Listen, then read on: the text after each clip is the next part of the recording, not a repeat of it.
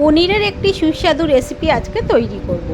পনিরটা ছোট করে কেটে ঘিয়ের মধ্যে ভেজে নিচ্ছি, অল্প একটু, সাদা তেলেও ভাজতে পারবেন। এখন নারকোলটা বেটে নিচ্ছি, আধমালা নারকোল আমি বেটে নেবো একটু জল দিয়ে। আর পনির ভাজা হয়ে গিয়েছে, পনির তুলে নিয়ে এখানে গোটা গরম মশলা, আদা বাটা, শুকনো লঙ্কা আর দিয়েছি তেজপাতা, দিয়ে একটু নেড়ে নিয়ে বাটা নারকোলটা দিয়ে দিলাম। এখন নারকোলটাকে একটু কষিয়ে নেবো। গ্যাসের ফ্লেমটা কিন্তু লোতে রেখেছি। 2 চামচ টক দই, অল্প হলুদ দিয়ে ভালো করে নারকোলটা এখন একটু কষিয়ে নিচ্ছি।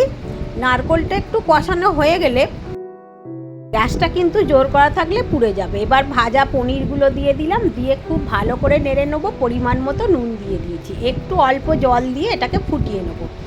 অল্প চিনি দিয়েছি আর ভালো ঘি একটু দিয়ে দিলাম।